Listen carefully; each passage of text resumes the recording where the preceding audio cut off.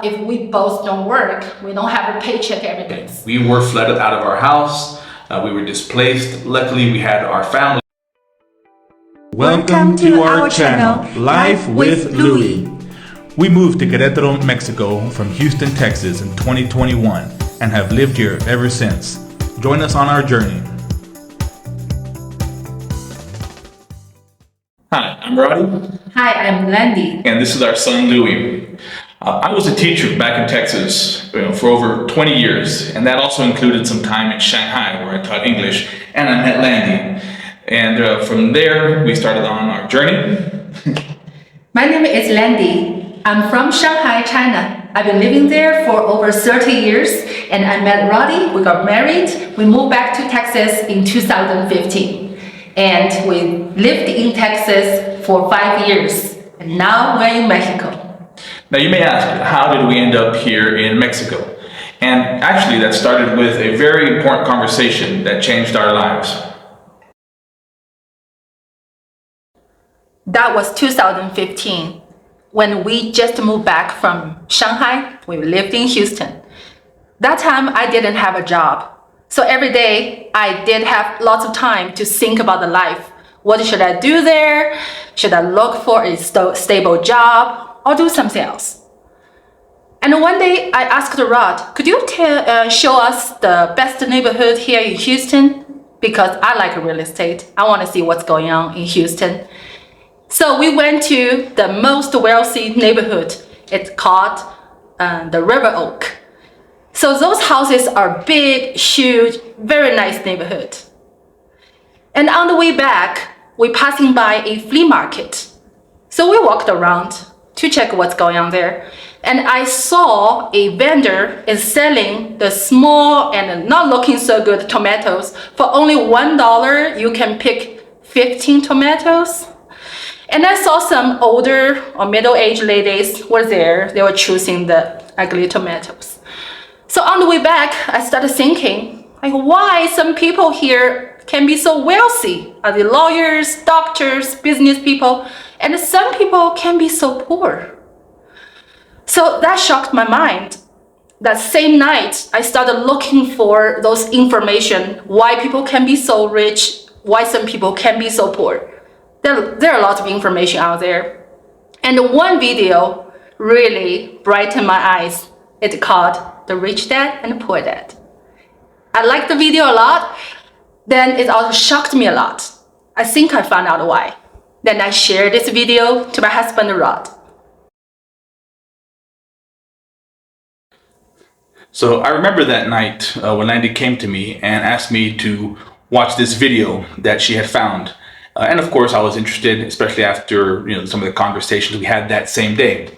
And she showed me this video about a book called Rich Dad, Poor Dad by a man named Robert Kiyosaki. And it was a very fascinating book. It talked about how people think about money and how the wealthy talk to their kids about money and the differences how they do it as compared to poor families. Right? And again, they talk about it. That's not that they don't love their kids. It's just that they don't know. And the one thing I found very interesting about this book was it's not a how-to book, but it's more about a shift your mind kind of book. How should you think about money? How to ask different questions. Right? Lots of people always say, I can't do this or I can't do that. It talks about the idea of changing your perspective. How can I do this? How can I make more money? How can I solve this problem? So all these different ideas were something very new to us. And with this book and this video, it kind of led us down this path of real estate. And with real estate, it actually helped us to become financially independent. And from there, we took classes, we bought more books, we educated ourselves, and it led us down a road that was very unexpected. Yeah, so I shared a video with my husband from the Rich Dad and the Poor Dad concept is how this couple got retired after owning so many real estate. Robert Kiyosaki and Kim Kiyosaki, which is his wife, they talked about how to make money when you are sleeping. What if one day you hurt yourself? You couldn't move anymore. Can you still make a living? Can you still have the monthly income in? I think most people don't. So that make me think we should do real estate. If they could, we also can. So we started our real estate journey. We joined the education course, we paid, and we did our action. For the past 5 years, we did a lot of real estate in Houston. That's how we could retire young, and now we live in Mexico.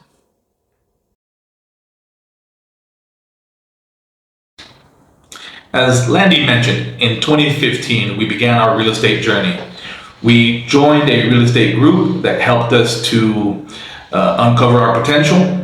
And one of the things that we learned was that you need to look at close to 100 houses before you can even consider buying your first property. So we drove all over Houston, looked at lots and lots of properties, and finally in 2016, we were able to purchase our first property. We weren't too sure what to do with it, but we eventually settled on using it as a rental. Later that year, we bought our second, and we kind of went down that road for the next 2 years.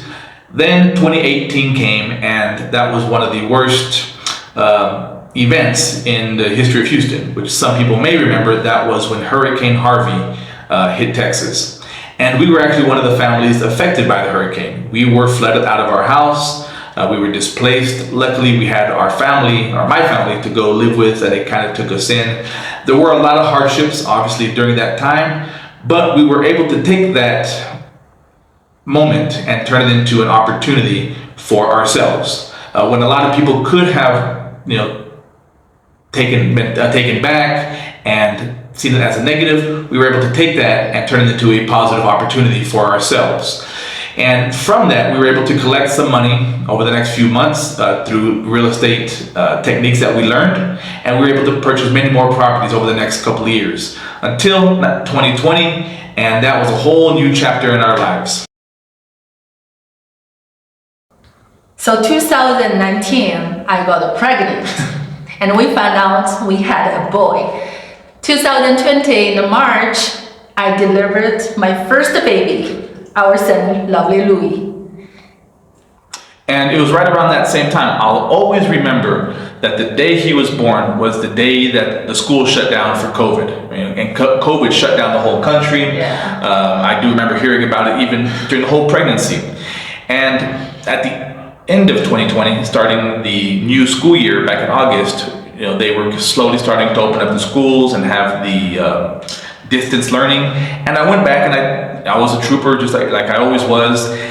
But over the first few weeks and months, things kind of started to change. I always enjoyed teaching, but all the new changes that had come, I actually started to not enjoy going to work. And it wasn't so much being in the classroom, but all the outside forces and all the changes that were coming. And it really made me feel physically ill, which is something I never felt about school. And I remember going home and talking to Landy and saying, you know what, I'm tired of being at work. I don't like it anymore. We've talked about moving abroad before. What do you think? Yeah, that day Rod came home, said he wanted to quit his job. I didn't say no at the beginning. I started the process, my thinking. I thought, yeah, maybe it's a good idea. As we've been watching HGTV, the program called International House Hunter, maybe you guys know that. It's pretty cool. That couples, older people, families, they move abroad to Asia, to South America, to Europe. It's a totally new chapter of life. And he said, you want to quit the job? I said, okay, do we have enough money to live abroad? Is our rental income enough if we both don't work? We don't have a paycheck every month. And then we started looking which country, what's the cost of living? And we started look for information on YouTube. And we found Mexico. Oh, yeah. And we checked so many videos about cost of living. Right. And then we said, look at our number from our rental properties. I think we can move on. And so we said, let's do it. Yeah. And pretty soon we were on a plane headed to Mexico. Right. 2021, our family, my husband, me, our son, and the 2 lovely dogs, we moved from Houston to Querétaro.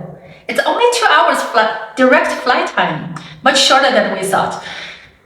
And we enjoyed our life here. Our son went to the daycare. We explored the lovely Querétaro and its surrounding, and of course other places. And last year, we feel we really want to settle down here as this is our spot. We still could travel around Mexico, so we bought a house. And that's how our life in Mexico today. Yeah, as we continue through our series, we'll talk a little bit about our process, what we did to purchase our properties, how we use them as rentals, different strategies we had, and again, hopefully to help people out there to retire young as well. But we'll bringing you more than just that. What else? Yeah, I think for the future, our program, anything we could help you if you want to live abroad by yourself, with your family, with a young kid. And if you want to retire young, this can be your dream, your goal. Any information we could share with you guys. Yeah, and so we'd like to hear from you all. What would you like to see on our series? And also, more importantly, what are some things that you all out there are doing to retire early or be financially independent? We'd love to hear from you, and we'll see you next time. See you. Bye-bye. Thank you for watching.